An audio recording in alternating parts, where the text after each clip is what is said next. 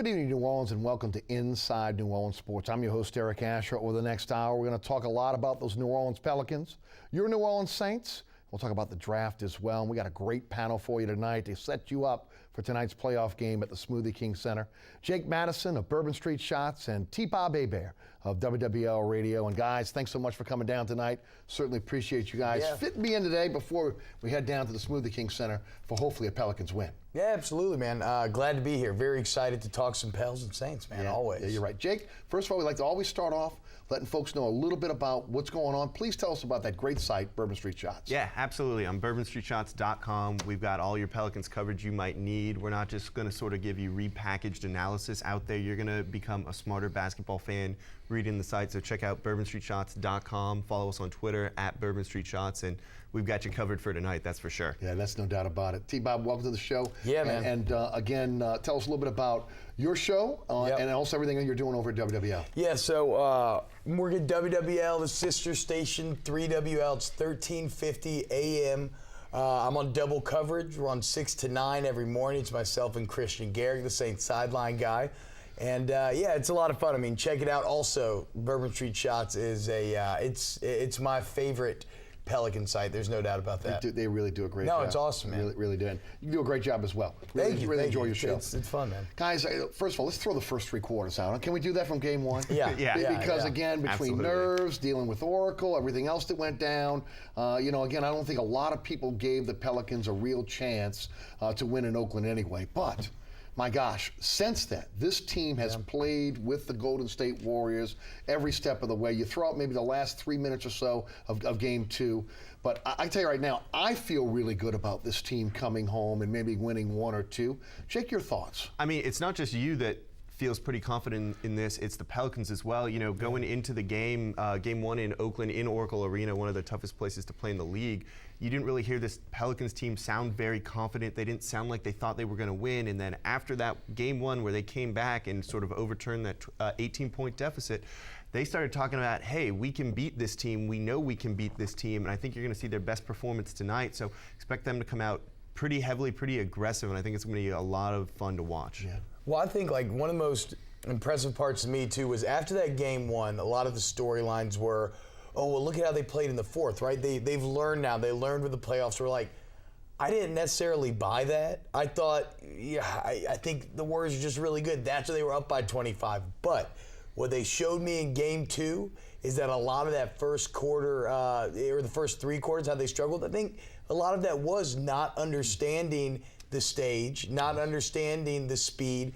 And so they proved a lot to me in game 2, and I've actually feel confident in saying that they'll take one of these 2 in the Smoothie King Center, although you think it almost has to be tonight, because if you get down 3-0, it's like, it's human nature, right? I mean, the motivation's still going to be there, but it's just so tough knowing the task ahead of you, especially against the juggernaut that is the Golden State Warriors. Yeah, I'm with you. And again, I think that the fan base is feeling pretty confident. Where again, you look how well they played down the stretch, and they played well down the stretch to get into the playoffs. Yes. And then you look at the situation of going out to one of the toughest arenas to play in against the number 1 seed.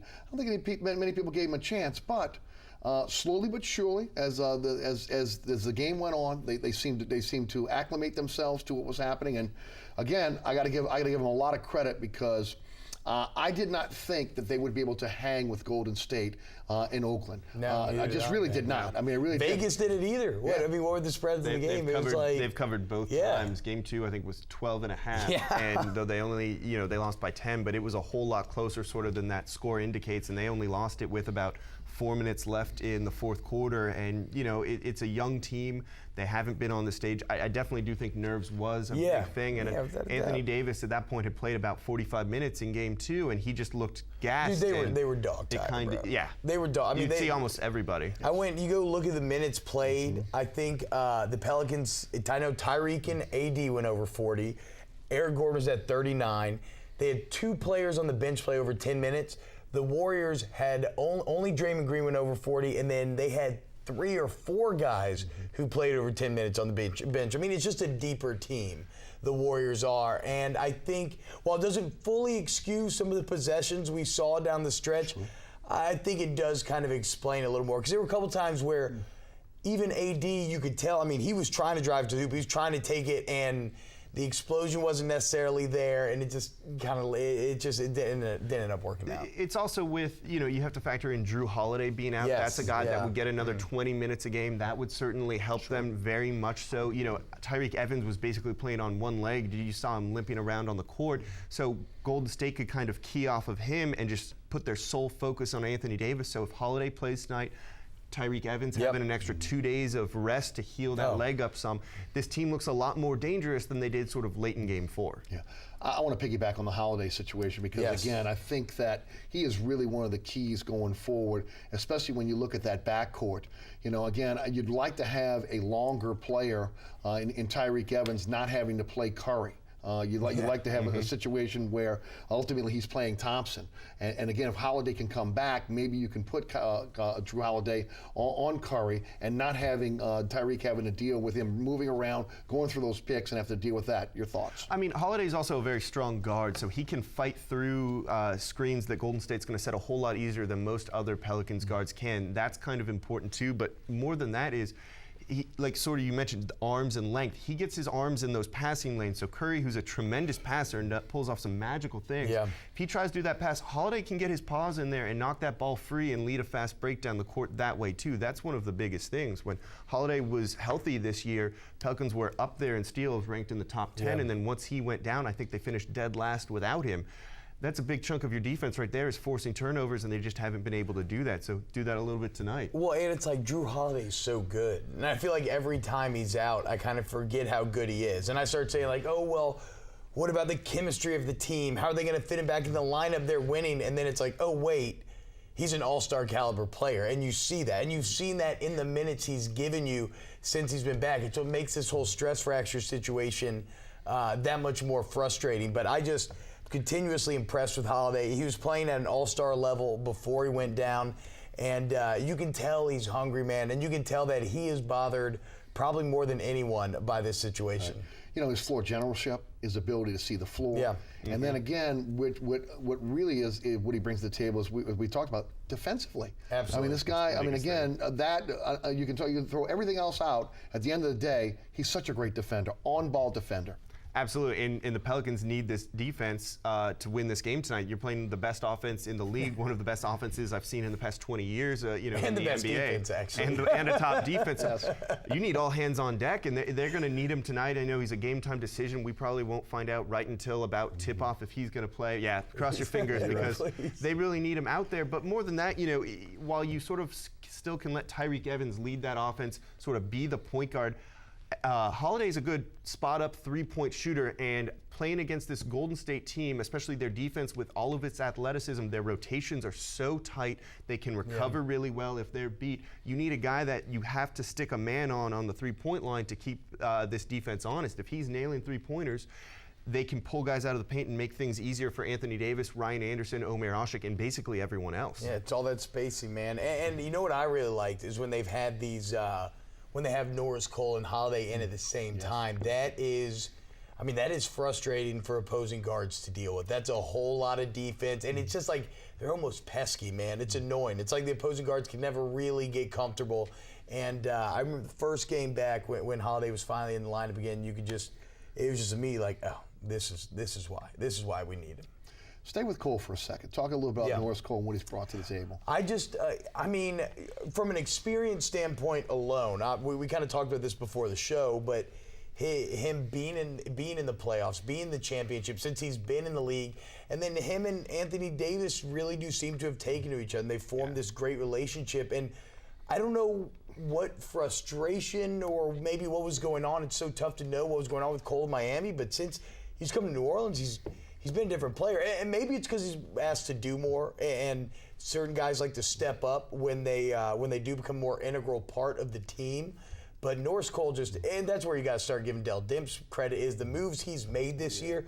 You have given up nothing and gained key pieces. Right. I mean, John Salmons, isn't that Austin Rivers? Yeah, exactly. I mean, there's no other way to put it. It's really tough to that point to retool your roster in mid-season when you don't have a whole lot of assets. They didn't have first-round picks to trade. Yes. They didn't really have big-name players on expiring contracts that they could move. Almost no cap room. Yeah, no cap room. So to make a key free agent signing in the middle of the year in Dante Cunningham, who had some sort of off-court trouble that went away that turned out to be false. Pelicans jumped the second that he was clear and they could sign him. That was a big move to bring in guys like Pondexter and sort of insert yourself as that third team into a trade and pick up an asset because someone needs to dump salary cap space and just be on the receiving end. That's not easy to do. That was my favorite part, was how you got this feeling like Dell Demps and company kind of like snuck in, like, oh, hey guys, what's up? Y'all making a deal? Can I help out in any way? And then before you know it, he's kind of finagled his way into a solid pickup. It changed the whole face of the team. Yeah. Pondexter, Cunningham, and Coles. You look at this bench before the season, when the season started. I've talked about it on this program on my radio show. Laughable. There's not a NBA team that sat across from the Pelicans and looked at that bench and said, you know what? I'm really afraid of those guys coming off the bench. They didn't even have a. There you go. They didn't even have a true three on this roster, right? And now they've got two solid ones. No, it's tough to do. You looked at them to start the year and you said, okay, their first six looks really good, and after that, it kind of just falls off a cliff. And what are they going to do if an injury or two happens? They're not going to be able to survive. That was a huge concern going into this year.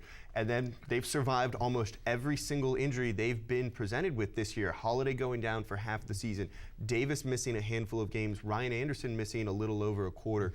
And we're still in the playoffs and competing. Yeah. And you look at Cunningham coming in, doing a lot of the dirty work. Yeah. And then you look at Pondexter, his second time around here in New Orleans, a guy that was a decent shooter, but not a great shooter, but has turned himself into a knockdown shooter. You know defensively what he's going to be able to do. And then you take Coles and Pondexter, and you look at the leadership all of a sudden they brought to this team. That's key. That's key. And I think especially with Q-Pon, that's one of my favorite parts, and Cole for that matter, but that's one of my favorite parts about him is he brings that energy. He brings that fire, and he brings that passion. And you mentioned Cunningham, dirty work. I mean, how many times have you seen Cunningham sneak behind a guy and snag an offensive rebound that he had no business getting? He reminds me a lot of Jason Smith, who sort of did a lot of that dirty work for the team in the past, and we were pretty upset when he left to go to New York when they didn't re-sign him as a free agent, because he sort of did a lot of that. He was kind of that bruiser enforcer, which looking at him you wouldn't think, but that guy grabbed rebounds you have no business catching whatsoever, and it was really nice to see. And then offensively with Cunningham, one of the more underrated things about him this year is he's one of the reasons Eric Gordon's been able to play so well. A lot of times on offense, before Cunningham was here, Eric Gordon was kind of stuck in the corner as a floor spacer, as an anchor to shoot a three. You'd see him sort of waltz into the bottom corner, not move, and fans are screaming, why is he there? Does he not have energy? Does he not care?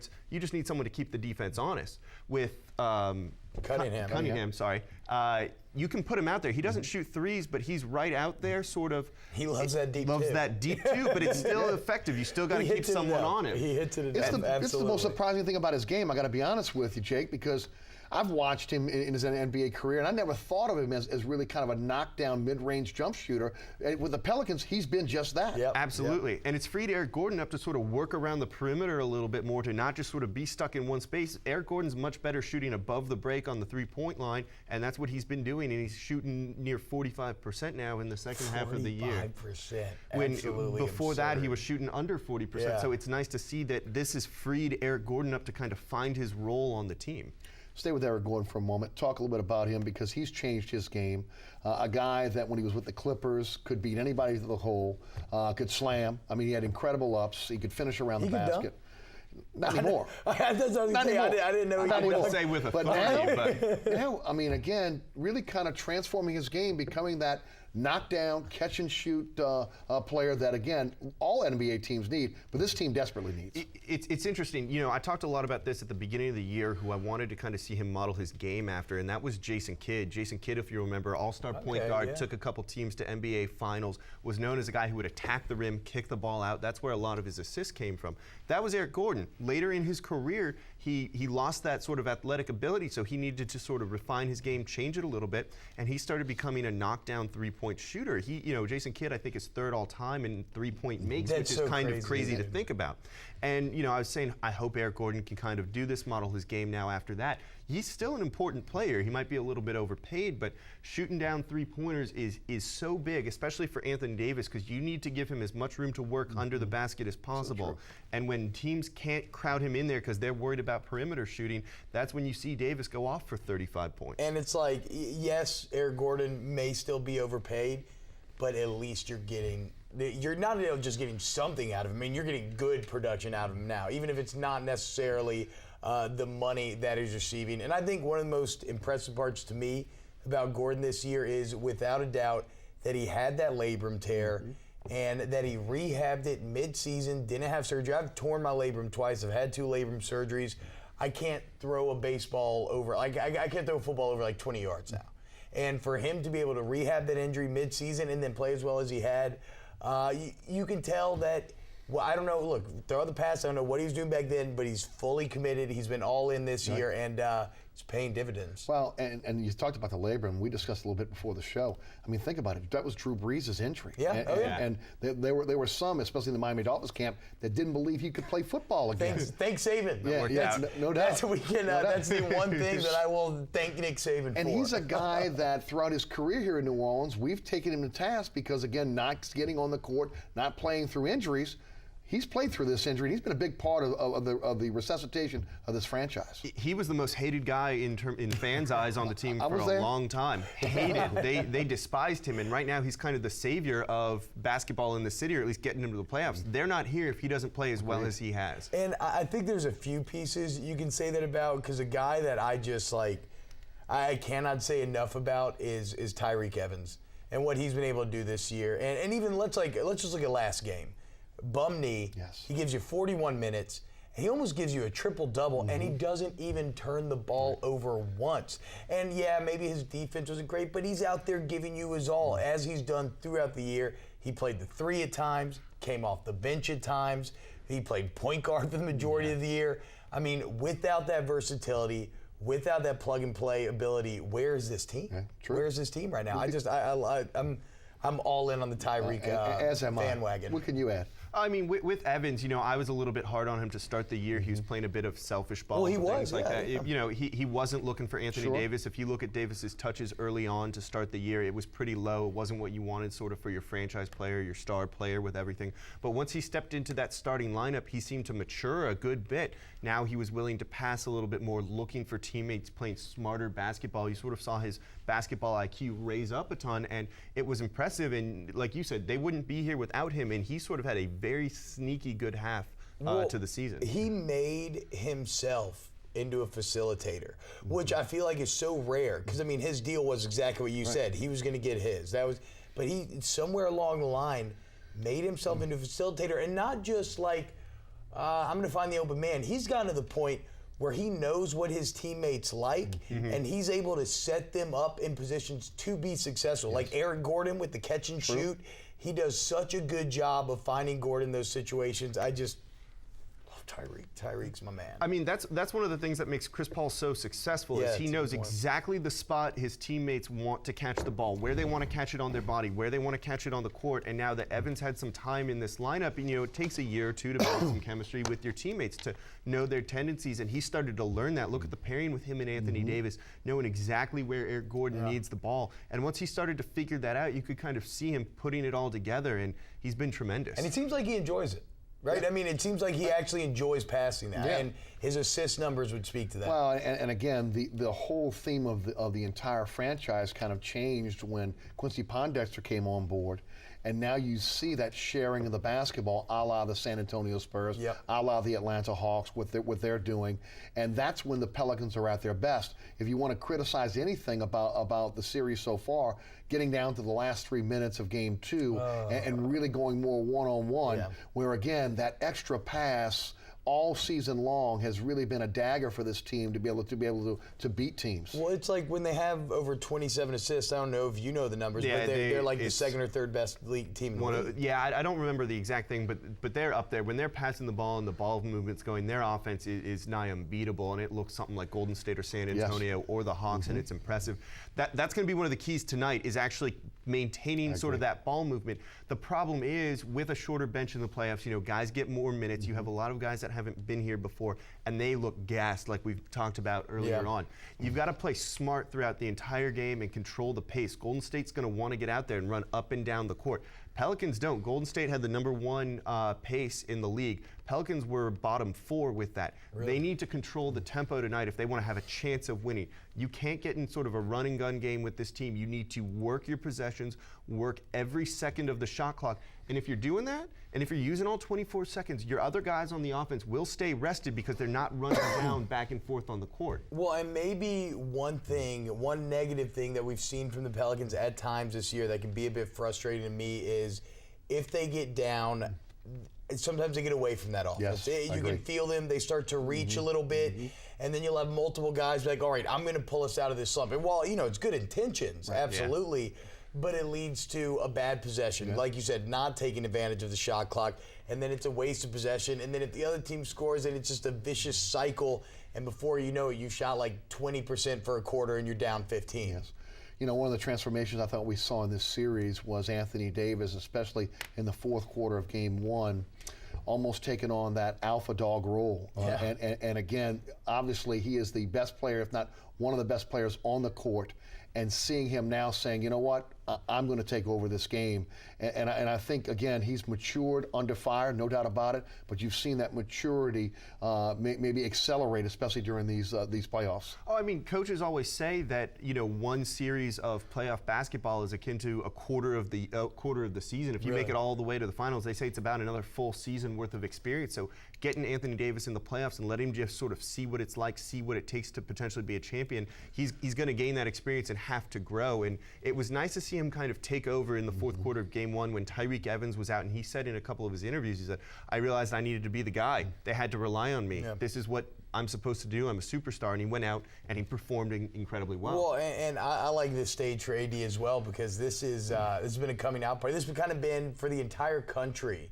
For people who maybe haven't gotten to watch the Pelicans this year, they're suddenly like, oh my God, who is this guy? He's incredible. I mean, this is why you should not have the Los Angeles Lakers playing 20-plus games on national TV or whatever it was. Like, I don't know if the NBA, I don't know how that works.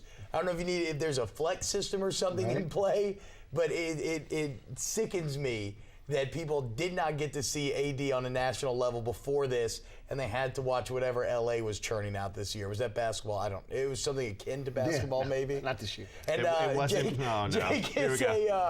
Jake is a reformed Laker. Jake's from LA. I'm from Los Angeles originally. I grew up a big Lakers fan. I was wondering why you were grinding your teeth. He's hurting more than anyone. 866-3200. This is a live show tonight. If you'd like to call in for a question for either our guest, T-Bob Hebert or Jake Madison. Guys, let's talk about adjustments for this upcoming game. What the Pelicans have to do, what they have to take from Game 1 and Game 2 at Oracle, and bring it to the blender and get a victory. I mean, starting simply, I actually wrote about this on bourbonstreetshots.com today, so you can check it out if you're by a computer. And I'm going to touch on those points. First, like I said, it's control the pace. You need to keep your guys rested if you want to compete with this team in the fourth quarter, and it's going to take sort of milking every second you have. Use all 24 seconds on the shot clock to get a good shot. It's going to keep Anthony Davis rested if he's not running all over the place. You know what it also does is it stops sort of Golden State from banging bodies into him. They are throwing the kitchen sink at him and just trying to nail him with people to sort of wear him down. They've said that's their game plan, is wear Anthony Davis down. Take him out of those positions, but keep him on the court, and I think you'll see a lot of good things happen in the fourth quarter. As far as keys to the game, it's interesting. I don't know. I mean, I think it's more about, in my opinion, because I don't know the X's and O's. Like Jake and everybody over at Bourbon Street Shots, they're very good with the analytics. I view it more of, I'm looking for guys like, Ryan Anderson's got to step up. I mean, we got to see the good Ryan Anderson. Up to this point, he's 2 of 11 in the series for 7 points. This is a guy that some of these moves, he was the guy, right? I mean, Sure. we loved him. He was the sixth man. He was everything for this team from that three-point line, and he just hasn't been there. Not even these last two games, really. All of April, he's really struggled. So Ryan Anderson, I don't know if he needs to lead or follow in Eric Gordon's footsteps, but he has to step up tonight. Yeah. You know, what's interesting is, again, Anderson, willing rebounder, willing defender, but the three-point shot hasn't been there. I had John Reed from the Picayune on my show today, and one of the things he talked about was if he can't get it going, maybe they look to Luke Babbitt. How do you guys feel about that? I think it's a good idea. I think it's something they definitely need to try. One of the other things I'd like to see to get Ryan Anderson going is a lot of times if his three-point shot isn't falling, he's just a shell of himself, whether it's something mental or he's in his head a little bit. Yeah. He needs to try and score in other ways. He can score in the post. He can put the ball on the ground, take a few dribbles, hit the basket, and try and get a hook shot off. True. But if he's missing that three-point shot early, he doesn't do it. And so they've got to just do something to get him in a rhythm, whether it's get him some easy looks down low and let him sort of build off of that, something, anything. And if they don't have that, it's going to be rough tonight. Now, Jake, how is Babbitt's defense? Because I've had multiple people ask me about Babbitt, and I'm not sure, because I know Anderson's defense is bad, and I got to imagine if Babbitt hasn't seen minutes, how's his D? No, I mean, it's not something you really want him playing. It's not good. You know, LeBron earlier in the year, I think, lit him up for 30 plus. Hey, but they asked Babbitt to guard LeBron. So Give my it's boy also some him props, guarding LeBron. dude. Right. But the other thing was LeBron's points came when he was shooting over Babbitt. He wasn't getting to the rim. He actually wasn't getting by Babbitt, so he was taking jumpers and three-pointers. So you've got to give Babbitt credit for staying in front of his man and not forcing a rotation. Dude, and that game that is the Ryan Anderson we're looking for. Anthony Davis went out with a chest contusion that game. It was in New Orleans against the Cavs, and Ryan Anderson carried that team. Yes. He was on fire.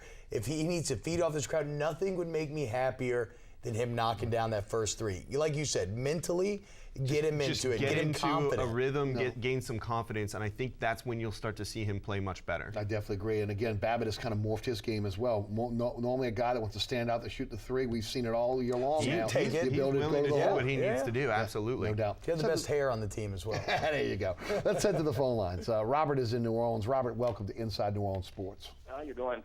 I want to find out how many players you think they'll be able to keep for next year on the same team. Wait, one more time, Robert, please. How many players you think going to be here next year off this team? How many Will they players? all be Okay. together? Thank you for the phone call. Guys? I think it's going to be majoritively the same team. I think you're going to see almost this entire roster run back. They don't really have a lot of cap space to kind of change it a whole lot. They can't really go out and sign free agents. So barring a trade of a guy like Ryan Anderson, Eric Gordon, Tyreek Evans, or Drew Holiday, you're going to see the same team here. They really can't do much else. They might bring in one or two role players, but I think you're going to see a lot of these same guys like Jimmer, other players, the fringe ones that aren't getting minutes. Yeah, they'll be gone, but the core of this team's going to remain. And you know, I think that's a good thing. And some people will say, well, if the Thunder were healthy, there's no chance the Pelicans making playoffs. And that's true, but this Pelicans team now is not the same team as at the beginning of the year. I mean, do you remember the conversations we were having at the beginning? I remember the big deal when they played the Spurs around Christmas. The big deal with that game was, can they finally get above 500? Right? Yep. They've been fighting for 500. Can they finally overcome that hump? So this is a different team. If they can bring those pieces back, I'm all for it. They will need Omer Sheik tonight.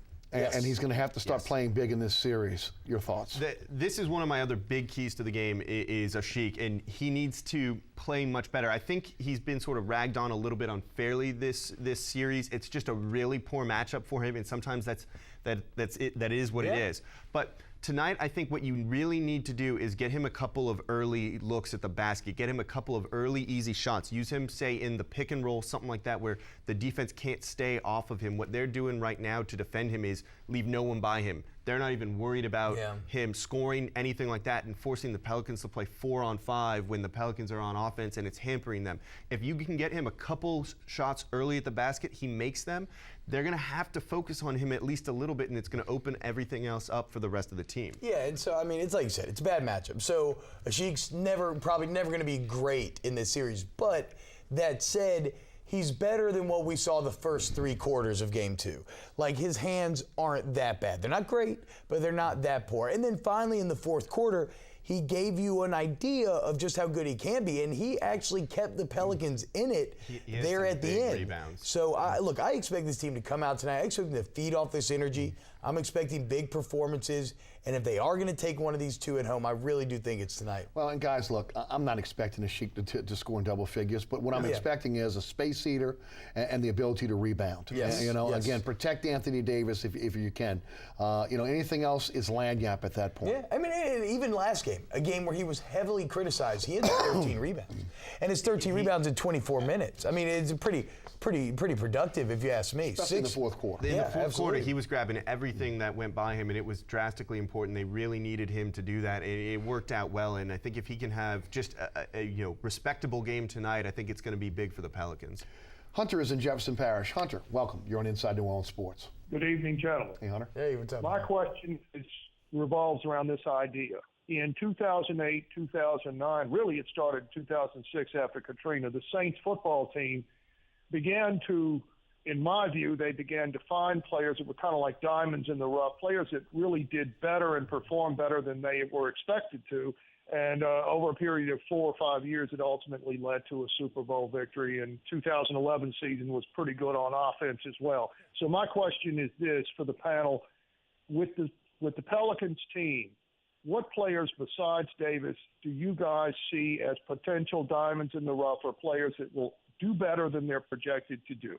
Hunter, thank you for the phone call. Appreciate it. Thank you, Hunter. Yeah, thank you. I mean, I feel like it could be half the roster if you really wanted to sort of make that claim. I think the one that comes to mind is Quincy Pondexter. Is they've needed someone in that small forward spot. They needed someone who could hit threes and defend at least respectably, and that he checks all of those boxes, and that's all they're really asking for that position. They're not looking for a guy who's going to sort of light it up on the scoreboard, but keep defenses honest.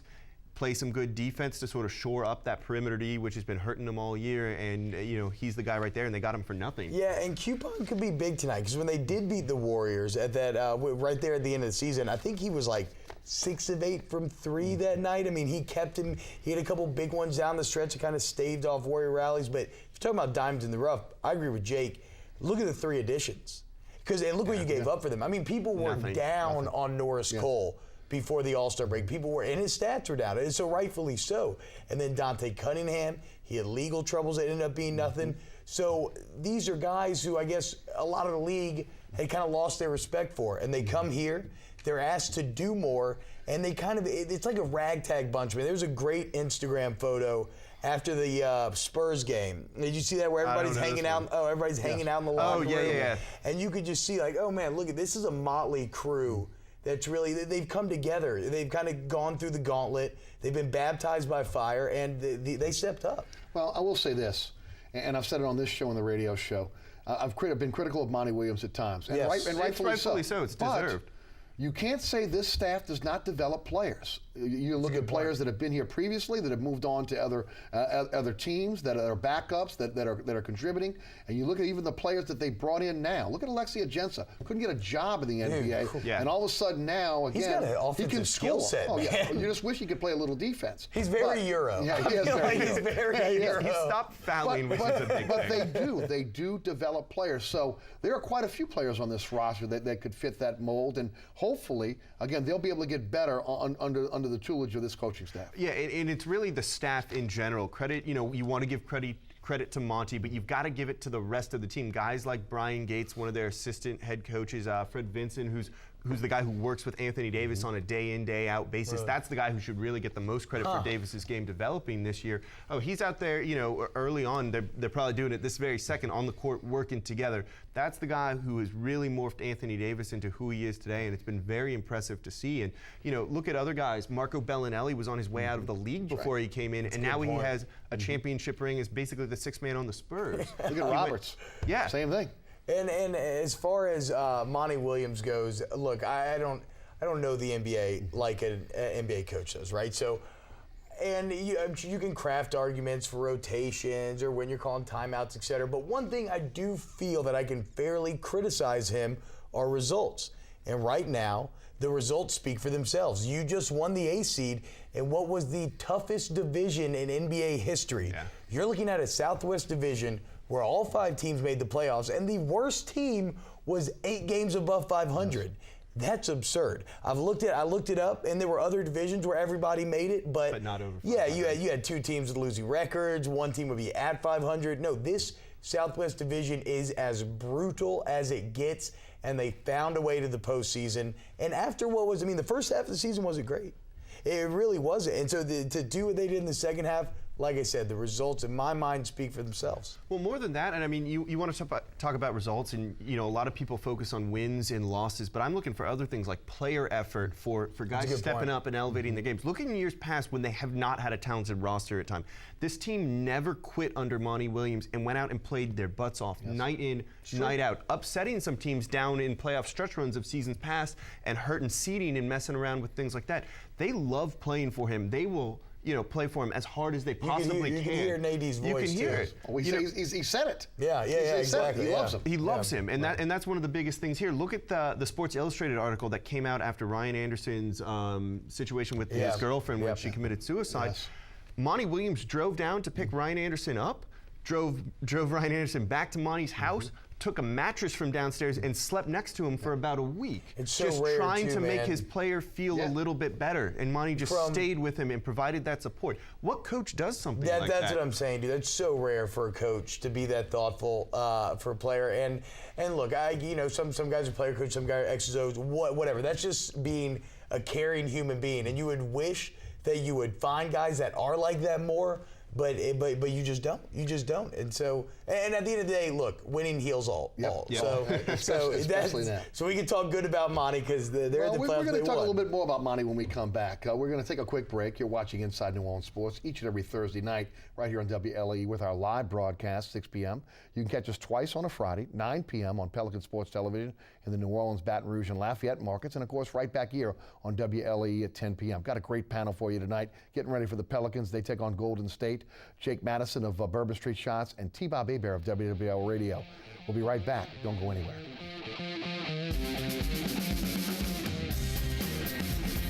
Inside New Orleans Sports with Eric Asher is underwritten by... Located on Lake Pontchartrain, Brisbee's Lakefront Restaurant and Bar offers traditional West End favorites, a scenic view, oysters, and numerous tasty options. More information is available at 504-304-4125 or brisbeesrestaurant.com. Mr. Ed's Oyster Bar and Fish House has been shucking here since 1979. Located at 3117 21st Street in Metairie, Mr. Ed's Oyster Bar and Fish House offers raw, fried, and grilled oysters as well as a range of Cajun and Creole dishes. Enjoy a dozen with a smile. Welcome back to Inside New Orleans Sports. The Pelicans take on the Golden State Warriors tonight in the Smoothie King Center, Game 3. Hoping for a Pelicans win. We got a great panel for you tonight discussing the Pelicans. We're going to talk about the Saints as well. T-Bob Hebert of WWL Radio and Jake Madison of Bourbon Street Shots. Guys, I've been very critical of Monty throughout the season. I said from the beginning of the season for both Dell and Monty that, again, this was going to be playoffs or bust for them. Yeah. And again, look, they've done what they've needed to do to get into the playoffs. You got to give a lot of credit to Dale Demps remaking this roster on the run. You got to give a lot of credit to Monty Williams, again, the players playing for him. And, of course, you can criticize him for game management. You can criticize him for a lot of things, but this team plays for him. With that said, I've come out publicly on this show and my radio show and said, look, you can't have him as a lame duck coach with Anthony Davis coming up in the last year of his deal. To me, he's got 1 year left on his deal. From what I understand, Dell Demps has a qualifying offer. At the very least, give these guys 2 more seasons, give them 3 years to have the opportunity to be able to, again, see if you can take this team to the next level. Guys, why don't you take it from here and tell me what you think? It's going to be interesting to see what they do with Monty Williams after this season. He does have 1 more year after this, so do you try and sign him to an extension now? Do you sort of see how next season plays out? There was that rumor that came out that it was playoffs or bust, injuries aside. Well, he's navigated those injuries. He's made the playoffs. So it's going to be interesting to see sort of what happens. What I find the most interesting about this is if you go into next season and don't re-sign him, and he makes the playoffs again, his price and how much you're going to have to pay him is probably going to double. Yes. Yeah. And they got him on the cheap to begin with. They have him cheap to begin with. And I mean, I hate the idea of a lame duck coach. I really do. I just think I think the dynamics, the feeling in the workplace. And I get, you want people to feel uncomfortable because it keeps you on edge. And even AD talked about down the stretch being in a tight playoff race. It doesn't allow you to get complacent, but it's a little bit different when you're talking about going to the workplace every day. And let's be objective here. Look at where this team's been. The wins have been steadily increasing. They've showed improvement every year. Like, is that when you fire a guy? And this is why I get into this idea that Anthony Davis is almost Monty Williams' greatest ally and almost worst enemy, because he helps you win the most games, but he is so good that he's raised the expectation level, honestly, faster than it should have. Well, how do you get the fan base behind Monty Williams? That's the key. I mean, Yeah. I think the players are behind him. I would guess that getting into the playoffs, management is behind them. But there is a disconnect between the fans and Monty Williams. T-Bob sort of said it, is the expectations on this team have been raised greatly, especially this season. You know, sort of going into this, I thought they were going to finish 9th in the West, about a game or two out of the playoffs, which is almost what happened, but luckily not. However, winning is what fixes everything. 2 seasons of playoff basketball, and people will come around to him. There's always going to be loud detractors of every head coach. Look at what just happened in Oklahoma City with Scott Brooks firing him yesterday. Which is amazing, honestly. The guy had won over 60% of his games during the regular season, had won like 58% of his games in the postseason, and they let him go, and the fans hated him. 3 of the last 4 conference finals. Yeah. I mean, and fans despised him the entire time. But people always got to realize the grass is not always greener. If you do get rid of Monty Williams, there's no guarantee that Coach Calipari is coming in from Kentucky. Yeah.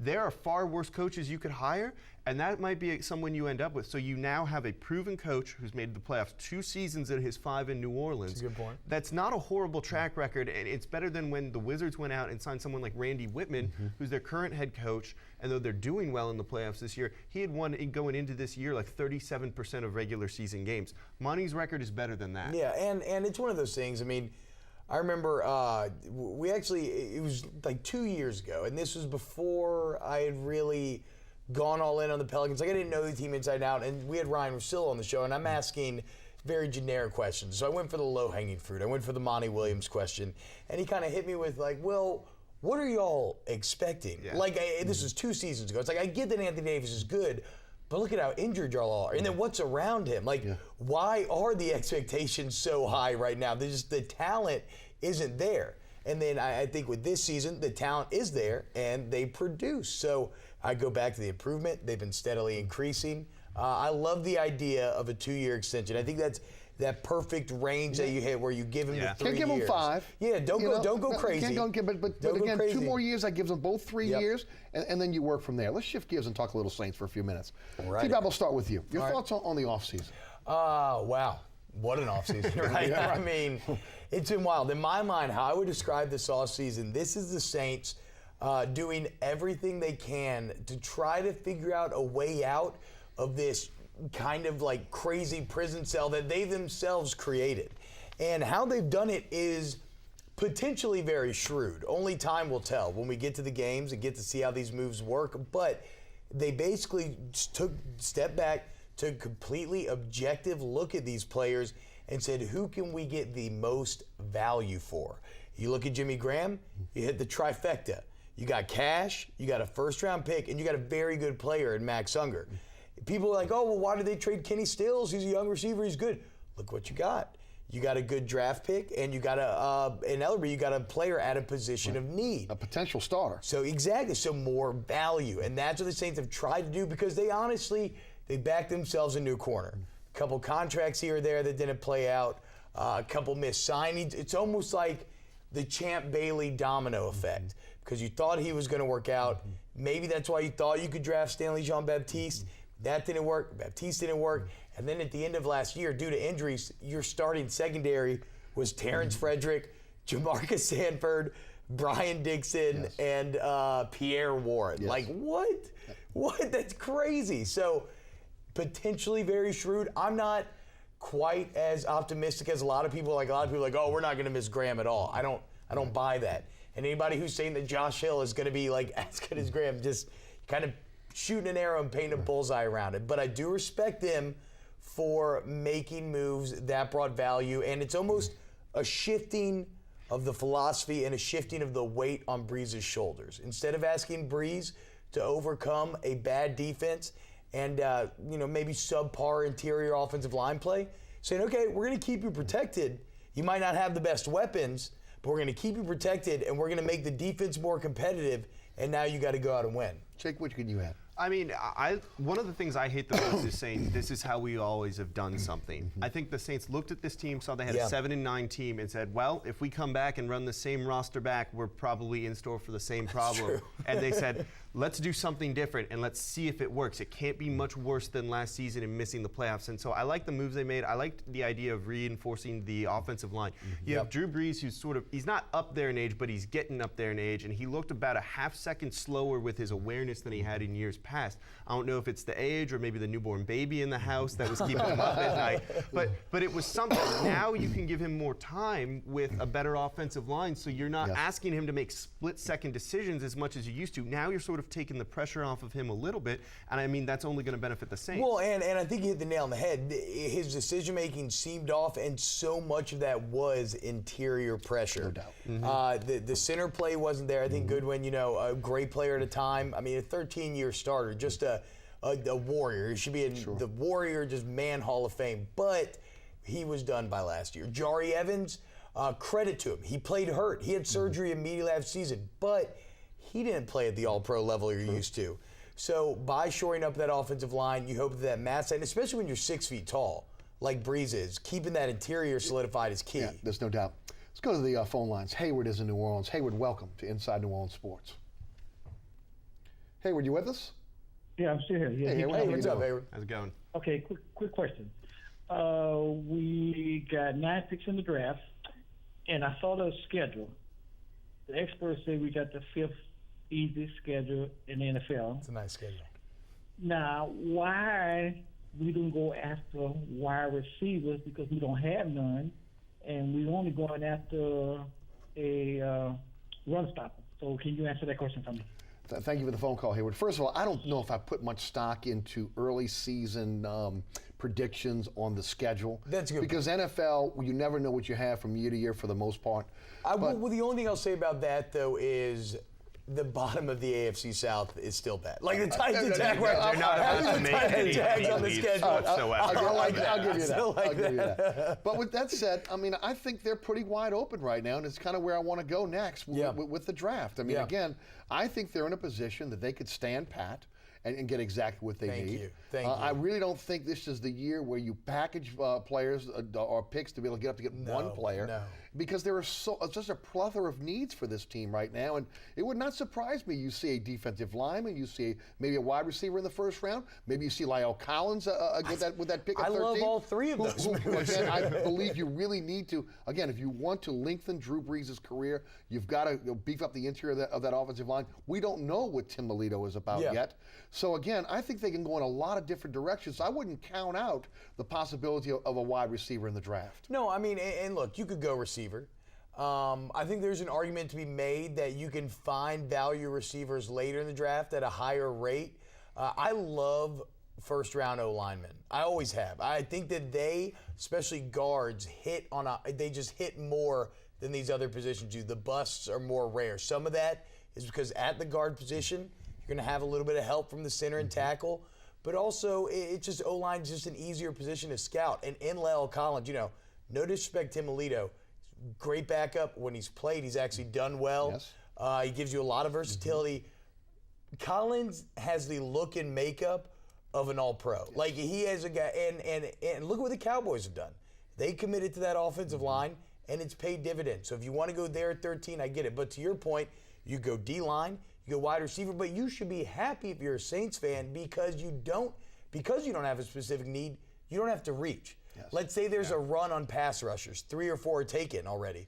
Well, you're not forced into taking the 5th best guy at that position. You can take a step back and say, well, look, this guy's still on the board, and he's ranked number 1 at his position. Let's go there. Right. They got options. No doubt. And I think Collins, you could put him at guard, and he could be there for the next 10 years like Jari. No, exactly. And that's why I really me personally, for my money, I still like an O-lineman there. and just really, really solidify that offensive line. I would take Collins in the 2nd and 13. Honestly, I Yeah, would. me too. Rather than taking the second best or the third best defensive lineman or the second best Exactly. wide receiver, why not take a guy like that? I mean, the other part of it is, Drew Brees isn't going to be here forever. Eventually, they're going to have to start looking to replace him. And one of the best things to do, if you're looking 5 years down the line, 6 years down the line, is get a rookie quarterback behind a very solid offensive line. That's one of the reasons Peyton Manning succeeded so well in Indianapolis. It was a veteran offensive line in front of him. You're going to eventually have to get a replacement, and you don't want to sort of throw him to the wolves, getting sacked a record number of times. And guys, I would not be surprised, especially after the draft, if we start to see, again, when teams take a look at the draft choice they brought in, and they start looking at these high-priced veterans, and they start saying, you know what, we're going to start making some cuts here. Yeah. And then again, you get those post-June 1st cuts, and then you have the opportunity to maybe see some of these other positions maybe being filled. Wide receivers, when we just talked about. Drew Brees has had a situation where he's had guys that have been in the system for a while. Now all of a sudden, Shantavius Jones, Brandon Coleman, you're starting to count on those guys. You're hoping Nick June can emerge. I wouldn't put it out the possibility that maybe there's a veteran guy out there after the draft that you come in that he can rely on, because he's going to be in a situation where there's going to be a learning curve now with these wide receivers. And I was kind of hoping that was maybe going to be Greg Jennings, as I thought everybody else was. Like, maybe that was the guy you could get. Now he's signed with the Dolphins. But I feel more confident in Brees' ability to make his receivers look good. And I'm not saying he's going to make them look great, but if you're asking me whether I'd want Brees to overcome an O-line like last year or a wide receiver group like they have now, I'm better with the wide receivers. Because, Kenny Stills was pretty good. I was never sold on Stills. But I think the improvement you've made offensively is way better than what you've actually given up. So I'm not really that stressed about the wide receiver position, actually. No, and I mean, if you have a good offensive line, you're going to give your quarterback more time, and like you said, It it's easier to overcome sort of deficiencies elsewhere, and I think that's where they should definitely be looking. I think the one other position they really got to get going is that nose guard. Yeah. Well, because Bunkley's pretty good, but John Jenkins and Hicks is in the last year of his deal as well. At the next nose guard, and that's a great point, T-Bob, because look at it. You've got Hicks, you've got Jordan, both these guys in the last year of their deal, and you've got an uncertain future for Junior Gillette. So I definitely believe they'll be looking at the defensive line. Yeah, and for me especially, it starts in the middle. You need a space eater. Maybe it's Danny Shelton. I don't know. I kind of am on the fence about him. I hate that he only has 1 year of good production. But he is big enough to be that type of player.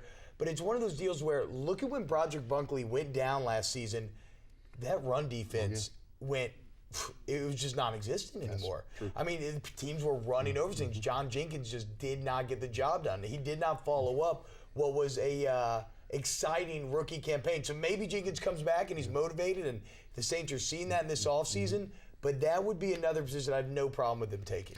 Jay is uptown. Jay, welcome to Inside New Orleans Sports. Hey, Jay. Hey, what's going on, fellas? My question: with Randy Gregory making all that talk about New Orleans, if Bud Dupree isn't there, do the Saints still go for Randy Gregory? Thank you. Thank you, Jay. Well, it's one of my questions, guys. I think this is the year that character means a lot to this team when they're drafting someone. Yeah, I agree. In the past, you could get away with that because you had a veteran locker room. I don't think you can roll the dice on guys with character issues this year. I mean, you couldn't have said it better myself. That's exactly how I feel in the situation. That's the message the Saints have been putting out there. Professionalism is a word that they used a lot down the stretch. You heard Zach Strief talk about it a lot. And to bring in a guy like Gregory, who has so many problems, and look, hopefully he turns it around, and he has a successful career. But to your point, Eric, you can't take that risk. I don't think you can, at least. No, and I mean, sort of off-field issues now are a big hot-button topic in the NFL, and they cause a lot of distractions. And, when you're sort of trying to rebuild this roster, you don't want to risk getting media down here for the wrong reasons and creating all these distractions. Now the team's not focusing on football, which is really what they need to do this upcoming season.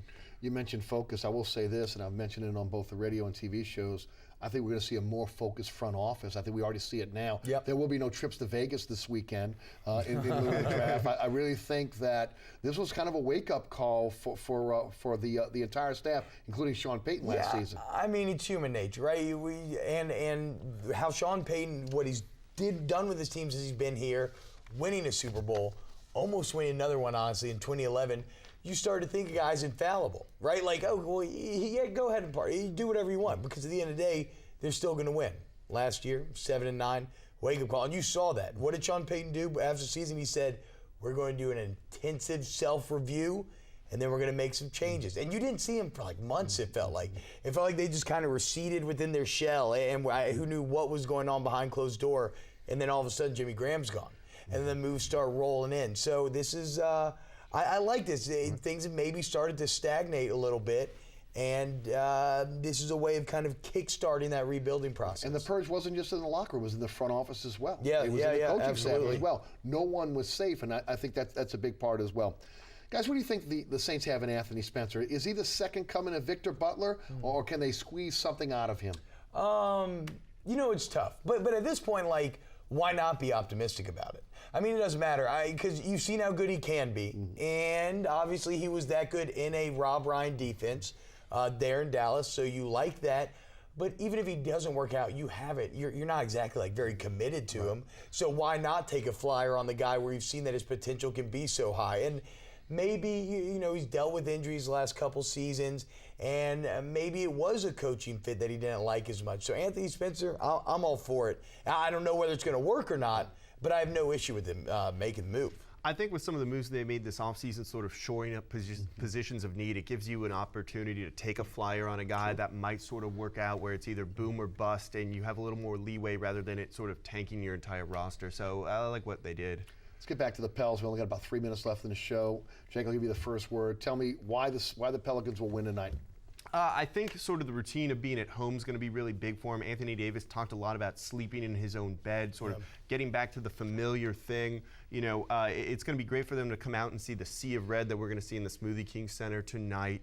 And that crowd is going to be loud. And I can promise you, if you're watching, if you're going to be at the game, you can disrupt this Golden State Warriors team. They are not going to be able to hear themselves communicate on defense. Maybe they get a breakdown or two. The Pelicans take advantage. It's going to be a close game. It might come down to 1 or 2 possessions. If this crowd can kind of get in there and cause a mishap, that's where the Pelicans can take advantage. I'm the same way, man. It's all about the crowd. I've seen how the team can compete.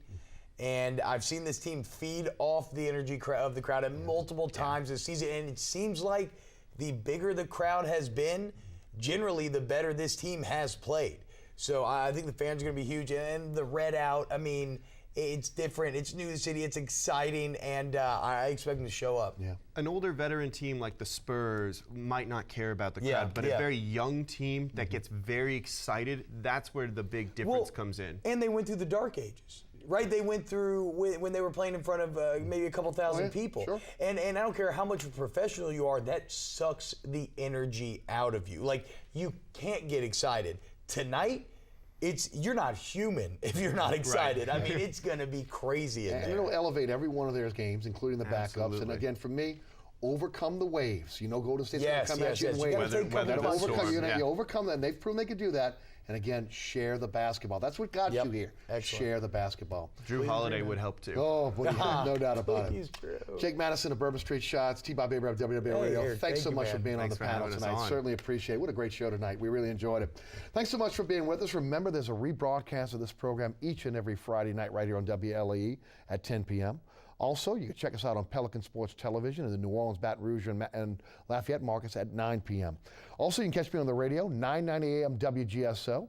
Again, 11 to 1 each and every weekday. Also, ericasher.com is where you can listen live. The TuneIn Radio app is also a great app that you can take anywhere as well.